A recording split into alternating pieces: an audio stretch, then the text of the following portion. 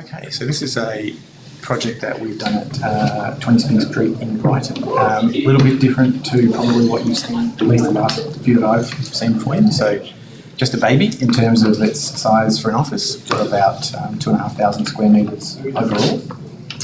But we are in quite a suburban location relative to the sort of Martin Street precinct in Brighton. And we are sandwiched between Nepean Highway and Gardenvale Station. It's a railway track there. But it's an interesting site with an interesting shape and making things somewhat easier. We only have one neighbour to the south and we don't have no adjoining properties because of the funny shape of the street. This is both Spink Street on this side and this side, but we're right at the elbow of the street. So our building sort of sits between these two bits of heavy infrastructure, and one of the challenges that we had was really sort of taking what was a disused site. It had a building that was vacant, was one story. I think it was used for council maintenance or something like that. But a very tricky site, quite narrow at the end. So this is sort of 3.5, 4 metres at the end. We managed to squeeze it into. The site actually does extend all the way up to that point there, but in terms of usable space. But you can see here the street wrapping around, Martin Street in the background, obviously good public transport and a fantastic aspect out onto Nepean Highway. So this is something that tenants were very keen to see.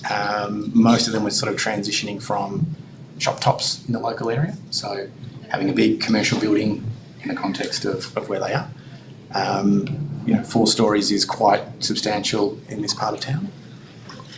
But we're also far enough away from the sort of 1, 2 and sometimes 3-storey buildings in Martin Street that we can go for a commercial look in this location. So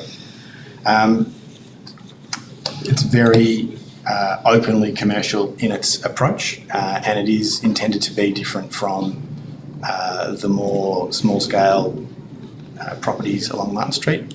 And there wasn't really much context to speak of in this location other than a sort of 2.5, 3-storey, entirely precast residential building. So, we were very keen to play up this commercial aspect, get a curtain wall facade, even on a building this small, to really make it shine, give it that sort of monolithic look, which we thought was necessary. The master plan for the area calls for a landmark building in this location, and we were openly trying to make it look as big as we possibly could. So the vertical sides, the monolithic patterning, curtain wall, raised, the raised curtain wall above, again, it's not a building that warrants an actual podium, but a street level differentiation between the main facade and the lower facade was really important to get some of that more street scale aspect on this side.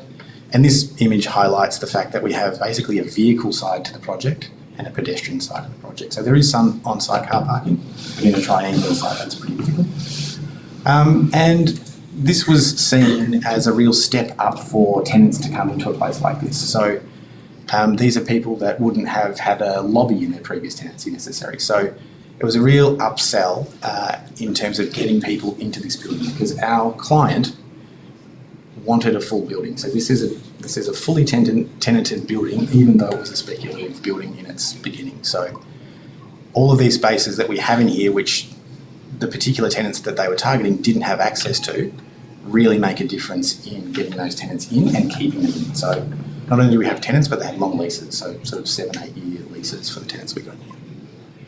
Obligatory cafe, and it sounds sort of like an off-the-cuff remark, but having enough space to get a cafe in a project this big is actually an achievement. So having those on-site services to be there really helps.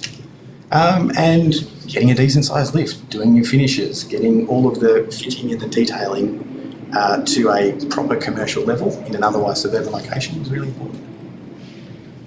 End of trip, but because of our heights we had a flood overlay, so we had to lift our building up 900, which is why it's so high above the ground. So our DDA ramp had to do double duty as our bike store for our end of trip. So sort of worked those two things in there again to save space.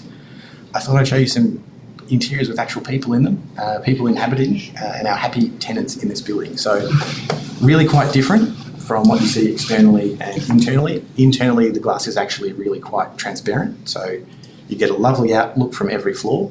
We take advantage of all of the vegetation and greenery that sort of surrounds us, and you get these sort of lovely open spaces where on the larger tenancies you can actually see from one side of the building to the other. This is up on level 3, but you are situated in suburbia, but you're at the treetops of suburbia, so it's actually quite lovely to be in these spaces. And you know, a lot of these buildings I assume have been COVID buildings, but and this one was too. So having a space large enough to get people in, to have the all hands meeting, to have the breakout space, but have it in a really lovely setting, is a key sort of differentiator of this building within its context. So got to get those people in there. Every building that you will have seen recently probably will have a roof terrace, and this one does too. It was a hard-fought addition to get it on there, thank you. But it's been an absolute fantastic addition to the building. So this roof tenancy is for tenants only. It's a bookable facility, but you can rarely get a booking. The tenants absolutely love being up there. It sort of gives them that third space between not in the office, not at home, can work for a meeting, can work for a corporate function. And at this level, we're actually up high enough to get a view back to the city, but again, playing up on that, sort of picking up on the treetops with our sort of garden arrangement going on in there. And it's just a lovely place to have a drink in the afternoon, to be perfectly honest, in Brighton. And just an image there to sort of complete the sort of presentation. We're really going for a striking presence, and trying to get that in a suburban context is difficult. And but we've sort of been earnestly commercial, I suppose, in our approach, making spaces that tenants have actually really responded to and have been drawn to and are now inhabiting the building. So what our clients really want is a building full of happy people, and I think that's what we've got, and that's really good for me because our clients are a tenant in this building. So with that. Thank you.